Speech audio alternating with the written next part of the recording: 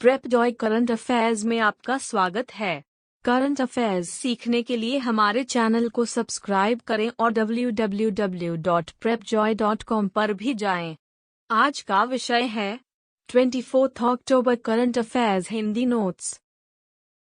बेंगलुरु में किया गया हाइपरस्केल डेटा सेंटर डेटा समुद्र का उद्घाटन।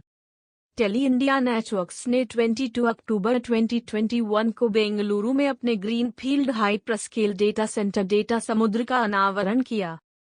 डेटा समुद्र भारत का पहला on demand on requirement data centre होगा। यह फ्यूचरिस्टिक आईटी और कोर इंफ्रास्ट्रक्चर के साथ 500 हाई डेंसिटी रैक और 3 मेगावाट का आईटी पावर लोड प्रदान करेगा। अंतर्राष्ट्रीय हिम तेंदुआ दिवस 23 अक्टूबर को अंतर्राष्ट्रीय हिम तेंदुआ दिवस के रूप में मनाया जाता है। 23 अक्टूबर 2013 को किर्गिस्तान के बिश्केक में हिम तेंदुए के संरक्षण के लिए एक घोषणा को अपनाया गया था।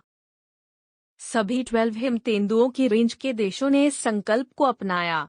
संकल्प में हिम तेंदुओं की आबादी और उनके निवास की रक्षा और उन्हें रिकवर करने के लिए तत्काल सामूहिक कार्रवाई की आवश्यकता पर बल दिया गया। भारत ने नेपाल सरकार को सौंपा Jaynagar Kurtha cross border rail link. Bharat ने 22 अक्टूबर 2021 को बिहार के जयनगर को नेपाल के कुर्था से जोड़ने वाले 34.9 किलोमीटर लंबे क्रॉस बॉर्डर रेल लिंक को नेपाल सरकार को सौंपा। जयनगर कुर्था खंड भारत सरकार के अनुदान सहायता कार्यक्रम के तहत निर्मित 68.7 किलोमीटर लंबे जयनगर बिजलपुरा बर्दीदास रेल लिंक का हिस्सा है। क्रॉस बॉर्डर लिंक से व्यापार और वाणिज्य गतिविधियों में वृद्धि होने की उम्मीद है। पंजाब में सभी मतदान केंद्रों की मैपिंग सुनिश्चित करेगा गरुड़ ऐप। भारत निर्वाचन आयोग (ECI) ने 22 अक्टूबर को बूथ स्तर के अधिकारियों BLO द्वारा अक्षांश और देशांतर को जोड़कर सभी मतदान केंद्रों की डिजिटल मैपिंग के लिए गरुड़ ऐप पेश किया। ऐप कागजी कार्रवाई को कम करने में मदद करेगा और BLO मतदाता सूची में मतदाताओं के नाम जोड़ने, नाम हटाने या पते में संशोधन करने में सक्षम होंगे। नीति आयोग ने 22 अक्टूबर को किया एक राष्ट्रीय नीति संवाद का आयोजन। नीति आयोग ने 22 अक्टूबर 2021 को प्लास्टिक मुक्त शहर और महासागर पर एक राष्ट्रीय नीति वार्ता का आयोजन किया। यह नीति आयोग के उपाध्यक्ष डॉक्टर राजीव कुमार की अध्यक्षता में पार्ले फॉर द ओशंस के संस्थापक और CEO श्री सैल गुज के साथ आयोजित किया गया था। संवाद में प्लास्टिक उत्पादों के पुनर्चक्रण और पुनः उपयोग, एकल उपयोग वाले प्लास्टिक को बदलने के लिए अनुसंधान और नवाचार के लिए समर्थन आदि पर चर्चा हुई। DRDO ने किया अभ्यास high speed expendable air target का सफल परीक्षण। DRDO ने 22 अक्टूबर 2021 को अभ्यास की विभिन्न प्रणालियों, एक high speed expendable aerial target (HEAT) का सफलतापूर्वक परीक्षण किया। परीक्षण ओडिशा में बंगाल की खाड़ी के तट पर चांदीपुर में एकीकृत परीक्षण रेंज (ITR) में आयोजित किया गया था। अभ्यास को एरोनॉटिकल डेवलपमेंट एस्टैब्लिशमेंट (ADE) में विकास के तहत एक ऑटो पायलट की मदद से स्वायत्त उड़ान के लिए डिजाइन किया गया है। शहर की गैस मैपिंग के लिए श्रीनगर नगर निगम ने शुरू किया सर्वेक्षण। स्मार्ट सिटी परियोजना के तहत श्रीनगर नगर निगम ने शहर की भौगोलिक सूचना प्रणाली GIS मानचित्रण के लिए घर घर जाकर सर्वेक्षण शुरू किया है।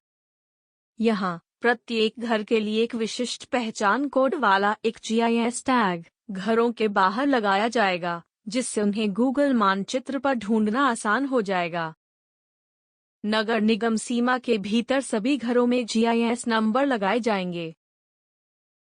अमृत महोत्सव के हिस्से के रूप में शुरू किए गए 152 सक्षम केंद्र।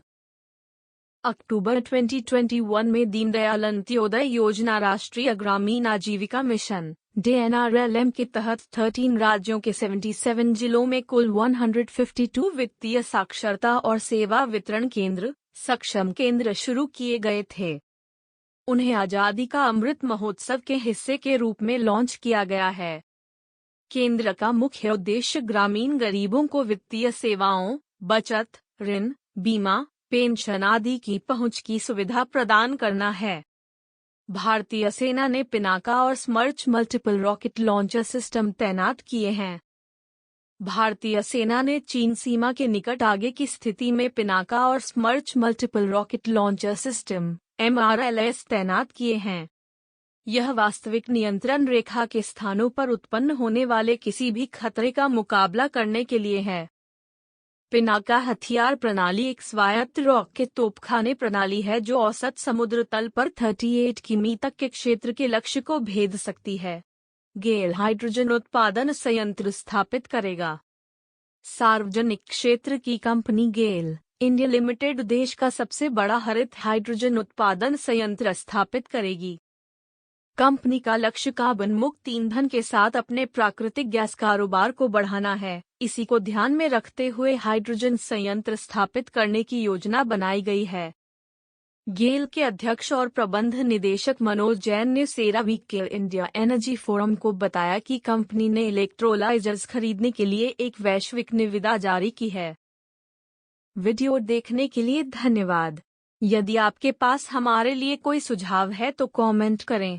अगर आपको वीडियो पसंद आया है और इसे अधिक देखना चाहते हैं तो लाइक बटन पर क्लिक करें और भविष्य के वीडियो के अधिक अपडेट प्राप्त करने के लिए सब्सक्राइब बटन पर क्लिक करें।